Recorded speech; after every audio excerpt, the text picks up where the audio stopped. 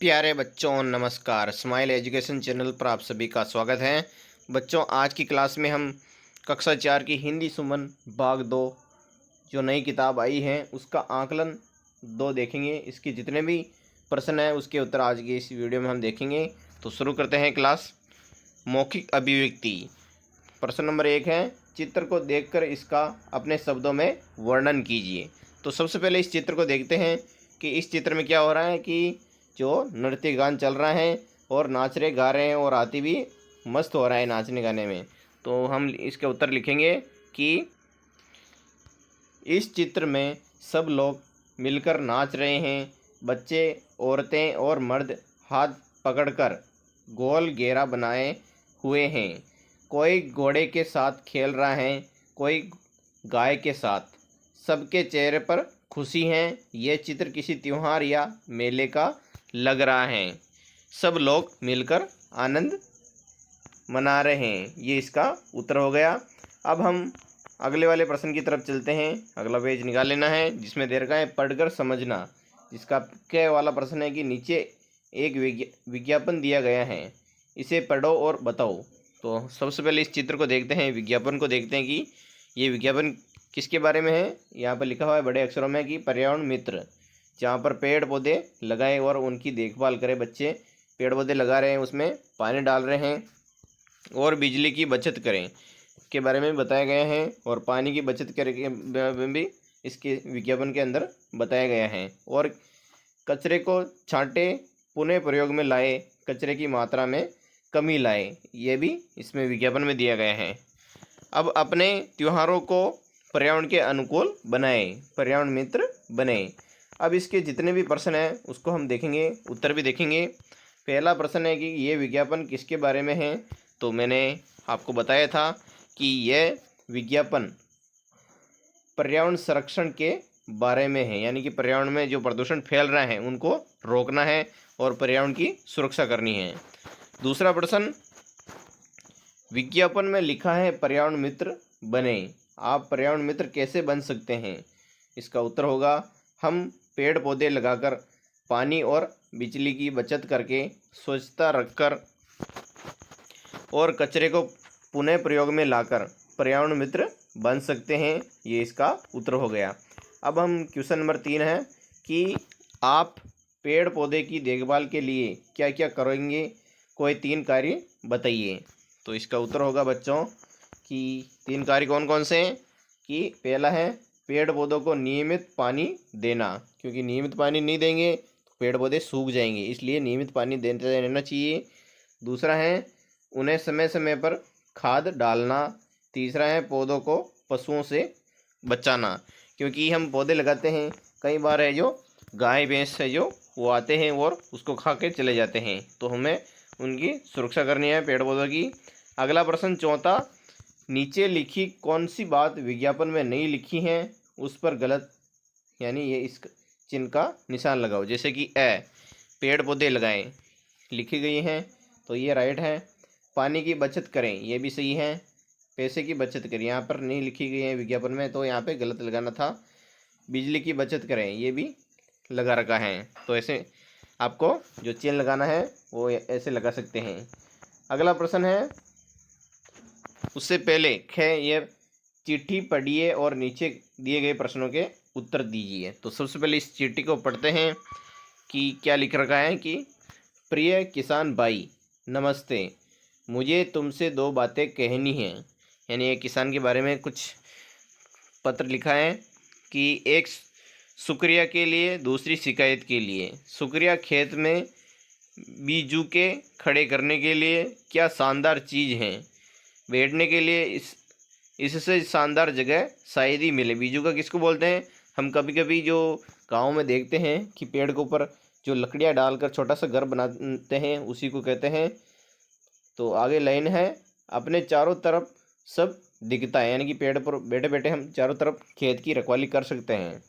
मैं आपके बीजुके के सिर पर अक्सर बैठती हूँ। अब शिकायत भी सुन लो कि पिछले दिन मैंने आपके चने की इल्ली खाई थी, यानी चने में जो इल्ली थी वो खाई थी। खाते ही पेट दुखने लगा, आँखों के आगे अंधेरा छा गया और पंख बेजान से हो गए। बड़ी मुश्किल से नहर तक पहुंची, पानी पिया और देर तक बेहद वासेन बैठी रही, आराम किया। बहुत देर बाद जान में जान आई, यानी कि वो बीमार पड़ गई थी। इल्ली तो बड़ी स्वादिष्ट लगती थी, अब क्या हो गया? कहीं हम इसी कारण कम तो नहीं होते जा रहे हैं? आप भी तो यही खाते होंगे, जरा बचकर रहना। भले चंगे रहोगे तो एक दिन हवाई जहाज में भी ज़रूर बैठोगे। आपके खेत की एक नन्ही चिड़िया। ये एक चिड़िया ने पत्र लिखा था, क्योंकि आजकल क्या है कि खेतों में खाद बहुत डाल रहे हैं, उस खाद के कारण जो मिट्टी और जो मनुष्य हैं उनको बहुत नुकसान झेलना पड़ रहा है और आगे भी झेलना पड़ेगा। अब इसके प्रश्न हैं, उसके उत्तर भी देखें। पहला प्रश्न है कि बताओ ये चिट्ठी किसने लिखी है? तो इसका उत्तर हो क्या होगा? एक नन्ही चिड़िया। हम उत्तर में लिख भी सकते, यानी कि चिड़िया ने किसान को ये पत्र चिट्ठी लिखी है। अगला प्रश्न दूसरा, सोचो खेत में बीजू का क्यों खड़ा करते होंगे? इसका उत्तर होगा खेत में बीजू का इसलिए खड़ा करते ताकि पक्षी फसलों को न खाए और फसल सुरक्षित रह सके। अच्छा, बीजू का उसको बोलते हैं जो हम कभी कभी पुतला बनाते हैं, उसी को बोलते हैं बीजू का। सॉरी, मैंने कुछ बताया था, वो अलग तरह का है। तीसरा प्रश्न, चने की इल्लियों खाने से चिड़िया के पेट में दर्द होने लगा, ऐसा क्यों हुआ?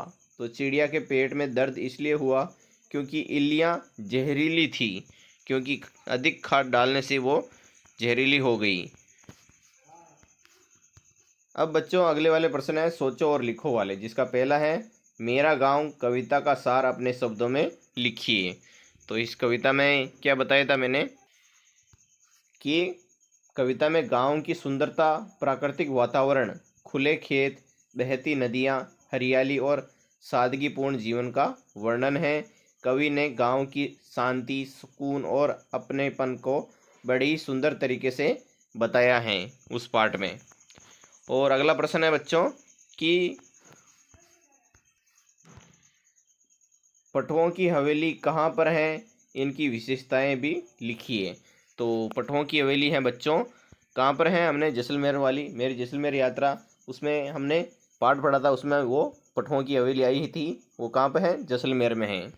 और उनकी विशेषताएं कि यह बहुत बड़ी और भव्य होती हैं और इनमें नक्काशीदार झरोखे और दरवाजे बने होते हैं। इन हवेलियों में सुंदर चित्रकारी और कलात्मक काम देखने को मिलता है। ये इसका उत्तर हो गया। तीसरा है प्रश्न कि बोलने वाली माद कहानी से क्या शिक्षा मिलती है?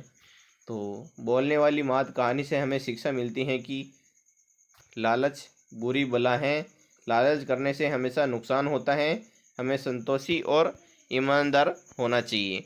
और उसमें बोलने वाली माद में जो उसकी होशियारी थी, किसकी? लोमड़ी की, वो होशियारी के कारण ही वो बच पाई थी। ये इसका उत्तर हो गया। चौथा प्रश्न, मनीष की रणथंबोर यात्रा को अपने शब्दों में लिखिए। तो इसका उत्तर होगा मनीष रणथंबोर यात्रा पर अपने परिवार के साथ गया। उसने वहां जंगल, किले और प्राकृतिक सुंदरता देखी। यात्रा के दौरान उसने कई जानवर जैसे बाघ, हिरण, मोर आदि भी देखे। ये यात्रा उसके लिए रोमांचक और यादगार बनी। ये इसका उत्तर हो गया। अगला प्रश्न है पांचवा, बोलने वाली माद कहानी में कौन सा पात्र आपको सब पसंद आया और क्यों?